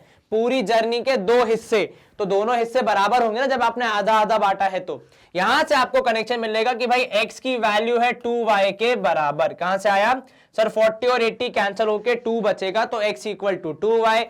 इस जानकारी को यूज करके मैं अपना आंसर निकालने की ओर प्रस्थान करूंगा। जहां जहां पे मुझे x दिख रहा है वहां वहां पे मैं y यूज करूंगा। तो 40 यहां पे हो जाएगा 2y, 80 के साथ पहले से y है और नीचे आ जाएगा x की जगह पे 2y। तो यहां हो जाएगा 2y प्लस y। जोड़ो सर, ये हो जाएगा 80y ऊपर, 80 प्लस 80y और नीचे हो जाएगा 3y। सॉल्व करने पे आपको मिलेगा 160y अपॉन 3y। y से y कैंसल, केवल आपके पास बचेगी एवरेज स्पीड। 3 5 जा 15, एक बचेगा, 3 3 जा 9, एक और बचेगा, तो 53.3 जो कि हो रहा है आपका ऑप्शन सी। अब ध्यान से देखो हमने किया क्या? हमने हमारा जो सामान्य गणित होता है वही इस्तेमाल किया कि आपको स्पीड पता थी 40, आपने टाइम मान लिया x, तो डिस्टेंस कवर होगा 40x, बिकॉज डिस्टेंस होता है स्पीड इंटू टाइम। ठीक है, फिर आपने दूसरी स्पीड मान ली 80, आपका टाइम हो गया y और आपने डिस्टेंस कितना कवर किया? 80y। अब यहां पे जब आप इतनी जानकारी को इस्तेमाल करके एवरेज स्पीड निकालने का प्रयास कर रहे हैं, तो आपको यह देखा कि भाई जो आपका टोटल डिस्टेंस था वो था 40x और 80y, और आपका टाइम था x प्लस y, जो कि एवरेज स्पीड का फॉर्मूला क्या होता है? Distance, total distance upon total time. परंतु किंतु ये नहीं करना है कि 40 और 80 का एवरेज निकाल दिया, नहीं, दोनों का टाइम भी अलग अलग होगा। 40 की स्पीड पे जाओगे तो समय अलग लगेगा, 80 की स्पीड पे जाओगे तो समय अलग लगेगा, इसलिए अलग अलग हमने यहां पे कैलकुलेट किया। पर यहां आके हम फंस गए, क्योंकि हमारे पास यहां पे 2 वेरिएबल थे जिसको अब हमें सॉल्व करना था। वो सॉल्व करने में हमारी हेल्प किसने की? पहले और हमारे सवाल के पहले शब्द ने, कि ये कहा कि फर्स्ट हाफ, मतलब आपने पूरे डिस्टेंस को, पूरी जर्नी को 2 भागों में बांट दिया है। तो पहले भाग और दूसरे भाग को आप बराबर ही बोलेंगे, क्योंकि दोनों भाग बराबर हैं। उनको बराबर यूज करके आपने x और y की वैल्यू निकाली, कुछ कनेक्शन निकाला, उसको यूज करके आपने फाइनली आपकी एवरेज स्पीड निकाली, ऑप्शन सी, जो कि था 53.3 किलोमीटर प्रति आवर। तो यहां पे आपका आंसर आया ऑप्शन सी। आपने मतलब सही सॉल्व किया है, कंप्यूटर जी ने वेरीफाई भी कर दिया है। यह सवाल हो गया हमारा आसानी से सॉल्व। हम करेंगे स्क्रीन को क्लियर और मूव करेंगे सवाल क्रमांक 18 की तरफ। अब सवाल क्रमांक 18 क्या बोल रहा है आपसे, ये सवाल पंजाब में पूछा गया है, काफी अच्छा सवाल लग रहा है मुझे कि भाई 75% of a number is added to 75। एक नंबर है जो कि आपको ज्ञात नहीं है, आपको वही पता लगाना है कि नंबर क्या है। तो आपने नंबर को मान लिया x, अब इस नंबर का 75% कैसे निकालोगे, तो सर इंटू 75 अपॉन 100 जब हम करते हैं तो हम किसी भी नंबर का परसेंटेज निकाल लेते हैं। भाई अगर 50% बोलता तो 50/100 करते, यहां पे 75 बोला तो 75/100 कर दिया, उसमें 75 और जोड़ दिया, जो ये जो हमारा 75% था नंबर का, उसको किस में ऐड किया, तो भाई 75 में ऐड किया। तो रिजल्ट क्या आया, रिजल्ट जो नंबर जहां से कहानी शुरू हुई थी वहीं पे आके खत्म हो गई, कि आपका रिजल्ट स्वयं नंबर है। चलिए ठीक है, तो अब क्या करेंगे, सामान्य सी इक्वेशन है, सॉल्व करके अपना आंसर हम निकाल सकते हैं। यहां आ जाएगा 3/4, ठीक है। अब यहां वेरिएबल वहां वेरिएबल है, तो भाई वेरिएबल को वेरिएबल के पास भेजा जाता है ताकि वो आसानी से वार्तालाप करके हमारी हेल्प कर सके। तो 75 यहीं रहेगा और ये जो 3/4 है ये पूरा वहां जाएगा, तो x माइनस 3x/4 हो जाएगा, है कि नहीं, क्योंकि भाई यहां पे 3/4 था, 3x हो जाएगा, नीचे डिनोमिनेटर में 4। अब x और x आपस में वार्तालाप करके हमें सवाल का उत्तर बनाने में हेल्प करेंगे। चलिए यहां पे आप लेंगे 4x माइनस 3x अपॉन 4। जब आप इसको सॉल्व करेंगे तो 75 इक्वल टू x/4 आएगा। आपको यहां पे x की वैल्यू पता लगानी है, वो आप कैसे लगाएंगे, सर नीचे जो 4 डिवीजन में है साइड चेंज करेगा तो मल्टीप्लाई करेगा, बहुत बढ़िया, और ऐसा करने पे आपको x की वैल्यू मिल जाएगी। 75 में आप जब 4 गुणा करते हैं तो आपका जवाब आता है c, दैट इज 300। क्या आपको ये समझ में आया? यस सर, आसान था ये। जी सर, बहुत आसान, बिल्कुल इजी सवाल। ऑप्शन सी 300 हमारा जवाब होना चाहिए। एक बार कंप्यूटर जी से पूछ के वेरीफाई कर लेते हैं। कंप्यूटर जी का भी जवाब आ रहा है ऑप्शन सी, मतलब हमने और उन्होंने सही सवाल सॉल्व किया है, और आप तो हमेशा करते ही हैं। चलिए यहां पे हम करेंगे स्क्रीन को क्लियर और मूव करेंगे अगले प्रश्न की ओर। अब सवाल क्रमांक 19 है हमारा, यहाँ पे हमसे पूछ रहा है कि which of the following train is the faster. आपको 4 स्पीड दी है ABCD, आपको बताना है इनमें से कौन सी स्पीड सबसे ज्यादा है, सबसे तेज है।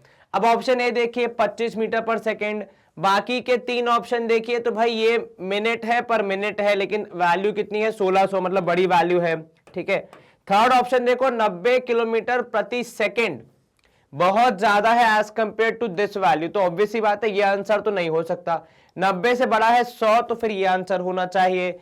परंतु अभी हमें ये वाली वैल्यू को कंपेयर करना पड़ेगा, क्योंकि ये है मिनट में और बाकी सारे हैं सेकंड में, तो इसको सेकंड में चेंज करना पड़ेगा। वो कैसे करोगे सर? 1600 मीटर प्रति मिनट है और 1 मिनट में कितने सेकेंड्स सर? 6060। तो आप 1600 को क्या करोगे, 1600 मीटर और यहां पे आएगा 60 सेकेंड, है ना भाई। 1 मिनट क्या होता है, 60 सेकंड के बराबर होता है, तो आपने रिप्लेस कर दिया। तो यहाँ पे 0 से 0 कैंसल, 160 डिवाइड बाय 6 करोगे तो कितना आएगा, 160 डिवाइड बाय 6 मीटर प्रति सेकेंड। तो भाई यहां पे हो जाएगा किससे, 2 से कैंसल, तो हो जाएगा कितना, 80/3, ठीक है। मतलब ये भी क्या हो गया सर, ये तो कम ही हो गया, तो ऑप्शन डी होना चाहिए हमारा आंसर, जो कि है 100 किलोमीटर प्रति सेकेंड की स्पीड, जो कि सबसे तेज होनी चाहिए। बस कंप्यूटर जी से वेरीफाई कर लेते हैं, उनका जवाब भी आ रहा है ऑप्शन डी, मतलब हमने और उन्होंने और आपने सही सॉल्व किया है। चलिए स्क्रीन क्लियर। अगला प्रश्न है हमारा, सवाल क्रमांक 20 है कि यदि 810 रुपए को 3 लोगों के बीच बांटना है, ABC, और उनको बांटने का रेशियो दिया है 1:4, 2:5 एंड 2/5 या फिर 1/3/8, तो आपको बताना है ए का शेयर कितना होगा। बता देंगे, कोई दिक्कत नहीं है, परंतु डिवीजन करने के लिए हमें पहले रेशियो न्यूमेरिक फॉर्म में लाना पड़ेगा, मतलब बेसिकली किस फॉर्म में, एब्सोल्यूट नंबर्स, काउंटिंग नंबर्स के फॉर्म में। तो हम क्या करेंगे, हम इन फ्रैक्शंस को कन्वर्ट करने का प्रयास करेंगे। तो यहां पे जो ये 1/4 है, ठीक है, ये 2/5 है, और इसको आपने लिख दिया 8 1 8, 9 10 11/8। इन तीनों को ऐसी वैल्यू से मल्टीप्लाई करना है कि इनका बेस सेम हो जाए, ताकि हम बेस को एलिमिनेट करके केवल न्यूमरेटर वाली वैल्यूज को एज अ रेशियो यूज करके अपना आंसर निकाल सके, वो हमें आसान पड़ेगा। ठीक है, चलिए जैसा कि मैं देख पा रहा हूं 4, 5 और 8 का एलसीएम होगा 40, तो यहां पे होगा इंटू 10, यहां पे होगा इंटू 8, यहां पे होगा इंटू 5, तो हो जाएगा 10/40, यहां हो जाएगा 16/40 और यहां हो जाएगा कितना 55/40। यदि मैं गलत नहीं हूं तो क्या किया मैंने तीनों फ्रैक्शंस का डिनोमिनेटर सेम करने का प्रयास किया है ताकि मैं आसानी से इनके न्यूमरेटर को एज अ वैल्यू यूज करके रेशियो की अपना आंसर निकाल पाऊं। अब क्योंकि तीनों के डिनोमिनेटर में 40 40 40 है तो वो कैंसिल हो सकता है, क्योंकि रेशियो में सिंपल रूल होता है कि अगर कुछ कैंसिल होगा तो वो तीनों के पास होना चाहिए, किन्हीं दो के पास नहीं। ठीक है, तो आपके रेशियो आ गए 10:16:55। अब यही यूज होगा किस चीज के लिए, यहां पे आपका 810 रुपए डिवाइड करने के लिए यही यूज होगा। कैसे यूज करोगे सर, ऐड करेंगे तो 10, 16 और 55 जोड़ने पे आएगा 6 और 5 11, 5 और 3 8, 81 आएगा टोटल। तो ए का शेयर कितना होगा सर, ए का शेयर होगा 10/81 इंटू जिसको शेयर करना है, मतलब जिस वैल्यू को शेयर करना है वो, ये ए का शेयर टोटल और जिस वैल्यू को शेयर करना है वो। अब 81 और ये वाला 81 कैंसिल हो, यहां पे आ जाएगा 10, 10 10 हो जाएगा 100, तो आपका आंसर होना चाहिए ऑप्शन ए। क्या आपको ये समझ में आया? Yes sir. कहीं कोई शंका मन में? नहीं सर, आसान था प्रश्न। जी हाँ सर, खासकर तब जब आपकी वैल्यू आ गई 81 तो आपको सॉल्व करने में काफी आसान पड़ गया। कहां से शुरू करना है, फ्रैक्शन को आपने कन्वर्ट करना है, किसमें, फ्रैक्शन को आपने कन्वर्ट करना है यहाँ पे नेचुरल नंबर्स में, आप कह सकते हैं in the form of ratio, ताकि आप आसानी से कैलकुलेशन कर सकें। ठीक है, चलिए एक बार कंप्यूटर जी से वेरीफाई कर लेते हैं। उनका जवाब आ रहा है ऑप्शन ए। सर क्या हम इनको डायरेक्टली यूज नहीं कर सकते? बिल्कुल कर सकते हैं। डायरेक्टली में आपको यह करना पड़ेगा भाई 1/4 होल डिवाइड बाय इन तीनों का टोटल, तो काफी मेहनत है। उससे बेहतर है कि आप क्या करो, तीनों जो फ्रैक्शन है उनको आप कन्वर्ट कर दो नेचुरल नंबर्स में, जो कि वो ऐसा करना हमारे पास पॉसिबल है रेशियो के केस में। तो आपने एक बार कन्वर्ट कर दिया तो आपके कैलकुलेशन काफी आसान हो जाएंगे। ठीक है, चलिए यहां पे हम करेंगे स्क्रीन को क्लियर। हमारा सवाल क्रमांक 20 होता है समाप्त। सवाल क्रमांक 21, अच्छा सवाल है ये। क्या बोल रहा है आपसे, पहले यहां पे देखिए कि if a is x% more than b, मतलब जो वैल्यू a है जो भी है, ठीक है, वो b से x% ज्यादा है, तो b प्लस x%, x% किसका होगा, ऑब्वियसली b का ही होगा। ठीक है, x% ऑफ b, तो इसको मैं यहां पे इजी लिखने के चक्कर में कैसे लिखूंगा, मैं इसको यहां पे xb/100 लिखूंगा।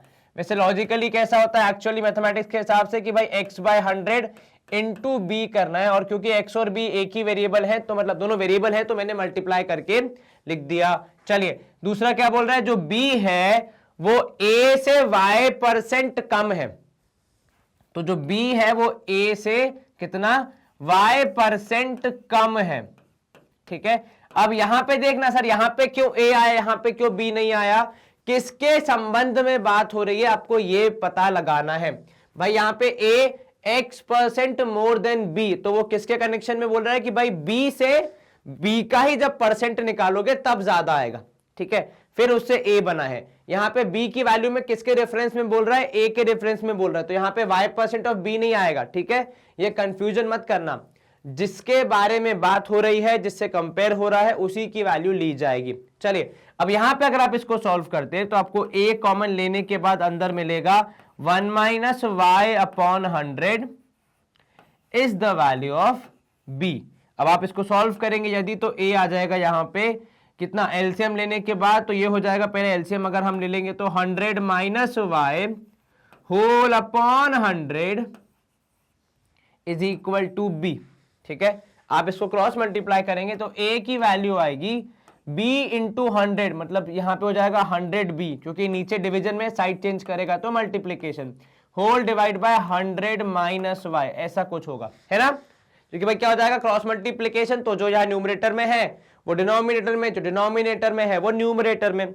अब ये भी a की वैल्यू, ये भी a की वैल्यू, ठीक है, तो क्या हम दोनों को कंपेयर कर सकते हैं? बिल्कुल कर सकते हैं सर। तो आपको मिलेगा 100b upon 100 minus y is equal to, यहां पे आएगा b, और मैं अगर कॉमन ले लू b को तो अंदर बचेगा 1 प्लस एक्स अपॉन 100, है ना।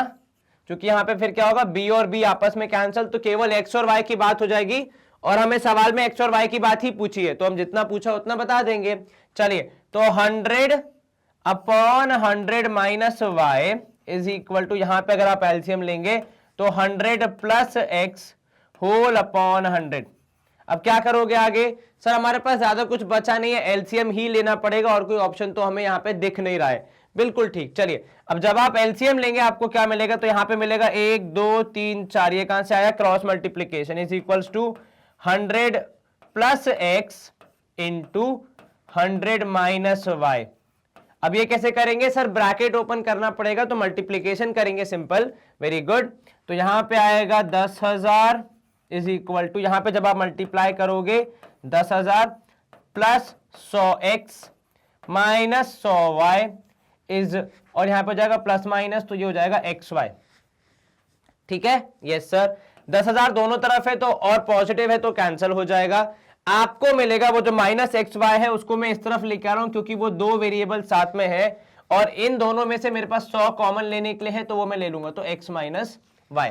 ठीक है, अब आप क्या करेंगे सर, ये xy को यहां भेज देते हैं नीचे, और 100 को भेज देते हैं सर, क्योंकि यहां पे देखो सारे ऑप्शन में जो 100 है वो एक तरफ है।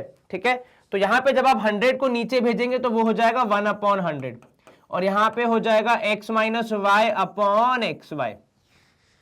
अब जब न्यूमरेटर में एक ही टर्म, दो टर्म हो, और डिनोमिनेटर में एक ही टर्म हो, तो आप उसको अलग अलग कर सकते हैं, बिल्कुल कर सकते हैं। तो यहां पे आपको मिलेगा भाई 1 upon 100 is equal to x upon x y minus y upon x y. तो x से x कैंसिल, y से y कैंसिल, यहां पे हो जाएगा आपका क्या, 1 upon y minus 1 upon x is equal to, नहीं x अपॉन वाई ना, सॉरी, हाँ, तो ये हो जाएगा कितना, 1 upon y minus 1 upon x equal to 1 upon 100। यही होगा आपका उत्तर। तो आपका ऑप्शन बी होना चाहिए सही उत्तर। क्या किया आपने जो एक्स वाई यहां पे मल्टीप्लीकेशन में था उसको नीचे भेजा, उसके बाद क्योंकि न्यूमरेटर में दो टर्म्स है, डिनोमिनेटर में केवल एक, तो आप अलग अलग कर सकते हैं, इसलिए आपने अलग अलग करके जो जिससे कैंसिल हो रहा था वो करने के बाद अपना फाइनल आंसर निकाला, कितना, 1 upon y minus 1 upon x equals to 100। यहां पे नोट करने वाली बात क्या थी, ये परसेंटेज को कैसे लिखा जाता है। ठीक है, अब अगर ये y% लेस देन a है तो भाई इसका कंपैरिजन a से ही हुआ होगा, इसलिए आपने y% किसका निकाला, a का निकाला। ऊपर x% मोर देन b, तो भैया x% मोर देन b किसका होगा, b का होगा। ठीक है, तो इस तरीके से आपको ध्यान रखना है कि कहां पे क्या ऐड होगा और क्या सब्ट्रैक्ट होगा, किसका परसेंटेज कैलकुलेट करेंगे। चलिए एक बार हम कंप्यूटर जी से वेरीफाई कर लेते हैं उनका जवाब क्या आ रहा है। कंप्यूटर जी का जवाब भी आ रहा है ऑप्शन बी, मतलब हमने सही सॉल्व किया है, कंप्यूटर जी ने वेरीफाई भी कर दिया है। इसी के साथ हम क्या करेंगे, हम करेंगे स्क्रीन को क्लियर, एकदम साफ स्वच्छ सुंदर, और मूव करेंगे अगले सवाल की तरफ। चलिए सवाल क्रमांक 22, क्या आप तैयार हैं, वेरी गुड, एकदम स्ट्रेट बैठिए और अपने इस सवाल को देखिए। सवाल क्रमांक 22 क्या बोल रहा है आपसे कि travelling eight 4/5 of this usual speed, मतलब जो भी उनकी स्पीड थी उससे 4/5 धीमी गति पे चल रहे व्यक्ति। अब ऑब्वियस सी बात है, अगर स्पीड धीमी हो जाएगी तो टाइम क्या होगा, ज्यादा लगेगा। क्या यहां पे भी उनको ज्यादा लग रहा है, हाँ सर वो 15 मिनट लेट है, बहुत बढ़िया। चलिए, तो अगर उनकी ओरिजिनल स्पीड थी x, अभी न्यू स्पीड कितनी हो जाएगी, तो ये थी original speed, sir new speed हो जाएगी 4/5 ऑफ x। चलिए बहुत बढ़िया। ओरिजिनल टाइम कितना था पहले, सर नहीं पता, मान लीजिए यहां पे हमने लिख दिया t, है ना। अभी न्यू टाइम कितना होगा, सर वो 15 मिनट लेट हो गए, अर्थात जितना टाइम लगना चाहिए उससे 15 मिनट ज्यादा लगे उन्हें ट्रैवल करने में, तभी तो वो लेट हुआ ना। तो क्या लिखेंगे हम, न्यू टाइम t + 15। अच्छा डिस्टेंस बताओ, सर दोनों ही केस में डिस्टेंस तो उतना ही रहेगा भाई, घर से लेकर अगर आप ऑफिस जा रहे हैं, चाहे स्पीड ज्यादा हो चाहे स्पीड कम हो, घर और ऑफिस की दूरी तो फिक्स ही रहेगी ना। थोड़ी स्पीड कम होगी तो ऑफिस नजदीक आ जाएगा कि भाई आप नहीं पहुंच पा रहे तो मैं आ जाता हूं, ठीक है। तो वो इतनी बड़ी बिल्डिंग तो आगे बढ़ नहीं सकती, जाना तो आपको ही पड़ेगा। तो यहां पे डिस्टेंस सेम रहेगा, तो इन दिस केस आपका डिस्टेंस क्या हो जाएगा सर? डिस्टेंस होता है स्पीड इंटू टाइम ऑलवेज, ठीक है। तो यहां पे हो जाएगा x इंटू टी। यहां पे क्योंकि वही फॉर्मूला है, डिस्टेंस भी उतना ही रहेगा। यहां पे आपका डिस्टेंस हो जाएगा d इक्वल्स टू स्पीड मतलब 4/5x और टाइम मतलब t प्लस 15।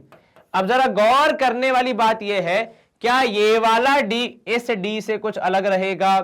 क्या ये दोनों डिस्टेंस सेम रहेंगे? हाँ जी सर, बिल्कुल सेम रहेंगे, क्योंकि दोनों ही डिस्टेंस एक ही चीज के बारे में कि भाई घर से ऑफिस जा रहा है मान लो व्यक्ति, ठीक है। तो क्या मैं बोल सकता हूं कि xt would be equal to 4/5x into t plus 15? हाँ जी सर, बिल्कुल, क्योंकि दोनों डिस्टेंस सेम ही है घर से लेकर ऑफिस तक के। यहां पे क्योंकि दोनों तरफ x मल्टीप्लीकेशन में है तो आप कैंसिल कर सकते हैं। t कैंसिल नहीं होगा बिकॉज t यहां ब्रैकेट के अंदर और यहां बाहर खुले में है, तो वहां एडिशन वगैरह का भी रिस्पॉन्सिबिलिटी t के ऊपर है। चलिए अब इसको अगर आप सॉल्व करेंगे, 5 यहां पे अकेला हो रहा है, इसको हम उधर भेज देते हैं, तो आपको मिलेगा इस तरफ 5t, इस तरफ जो 4 ब्रैकेट के बाहर है वो ब्रैकेट के अंदर जाएगा, तो 4t प्लस 15 चौके हो जाएगा 60। और जब आप इसको सॉल्व करेंगे 5t माइनस 4t हो जाएगा 60 के बराबर।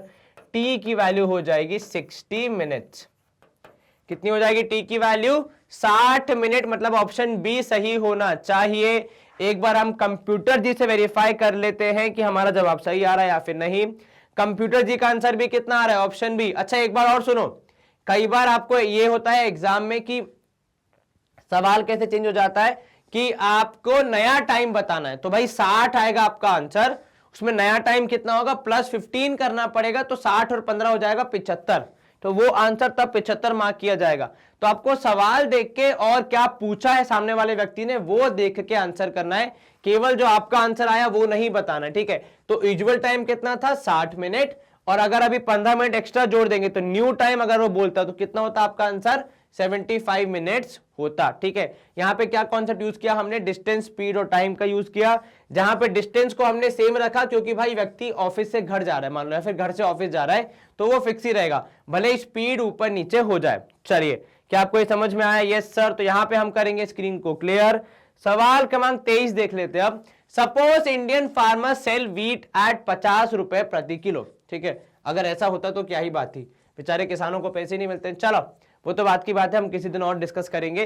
तो suppose Indian farmer sell wheat at ₹50 per KG, ठीक है, 50 रुपए प्रति किलो के हिसाब में इंडियन फार्मर्स बेच रहे।